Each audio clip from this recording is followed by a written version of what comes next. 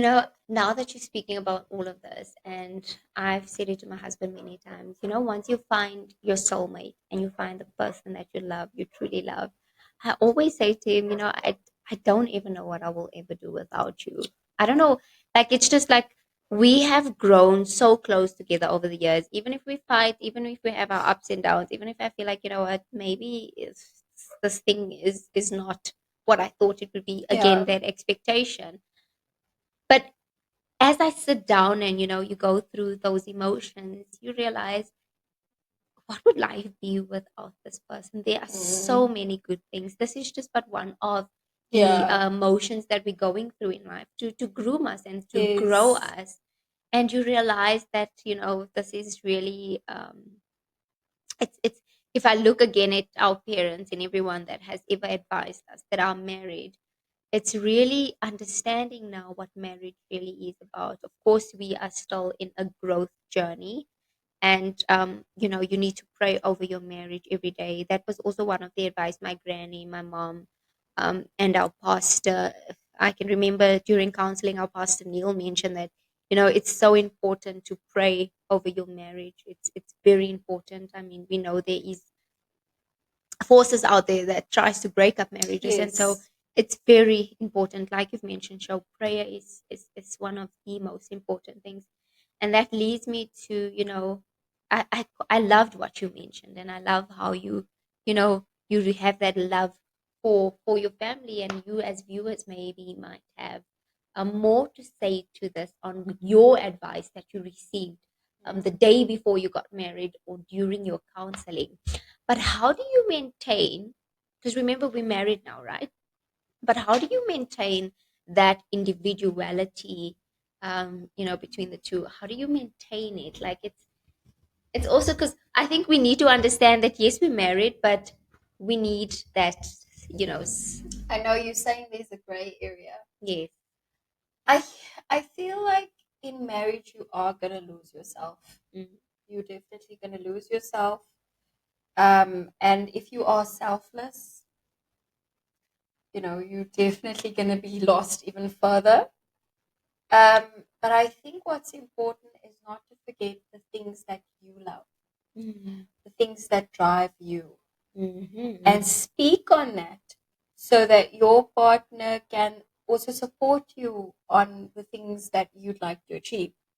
So, keeping your individuality for me is, you know, Ramon would always say, I have my own vision and my own goals for what I want to Oh, achieve. And I yes, want you to maintain the visions and goals that you want to achieve. And we yes. bring that together. And that for me definitely stands out and it helps Oh, with that yes. Mm. individuality. But I will say it's very difficult. Sometimes you can get lost. And Yes, it's all because of the dynamics of being married. yes. Because being married has so many loops. It has Mm-hmm. so many different plugins. Mm. You have to be a mom, you have to be a caretaker, you have to be a cleaner, you have to be a cook, you have to get jiggy Mm. with it, Mm. you have to be romantic, you have to be compassionate. It's a lot. It's a lot. And when you're looking in and or you at your wedding day and you're looking at, oh, I'm gonna be married, you can't fully comprehend how much of yourself you are going to be losing. Yes. um, and so, I guess it's just trying every day, Mm. um, and trying to make the most of what you can, and reminding yourself when you do get lost, Yes. reminding yourself that, by the way, this is what I want to do. You Mm. know, I think if I remember correctly, you used to love designing because you quite an Yes. artist in that regard. So one thing that I know, like for example, with my husband, he'll always remind me of things I did do, and Oh, he'll remind nice. me that, show you done this. Mm. What happened to it? Why did you stop? Mm. And that Mm. also leaves me thinking.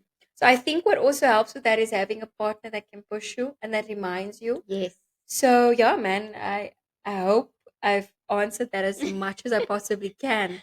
But if I have to turn this question on you, what will your response be? Show like bouncing off on what you said in terms of individuality, and really understanding that yes, we in this as a partnership.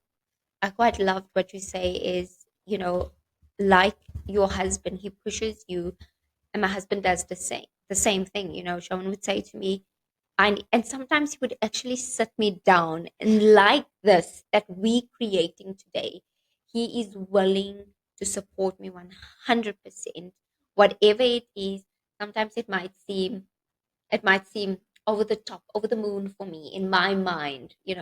And for him, it's not because he's a logical thinker, but he supports me anyway. And I think it's important for us not to lose that individuality in marriage as well. So, as much as we need to have goals as a collective together in our household, and it's important to have that individual goal. So likewise, we support each other. What Yeah. what are your goals, your dreams, and even hobbies, and things that you do on a daily basis. We need to support that. I mean, if Yes. you love going to the gym, exercising, doing what you need to do, if that's something that blows off steam, and then do it 100%. Let's meet each other halfway. One of the things that I can say, I know my husband, if he has a really, really bad day, or, you know, he always says if he just needs to blow off some steam, and then he would, go in and play a few games and so onwards.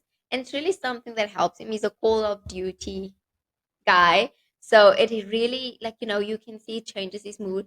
It gets him back into the groove. Even though I sometimes complain about it. I'm like, you're more there than me. But it helps him so much. It, kind of revives him. And I think it's important to meet each other halfway and to Yeah. understand that individuality.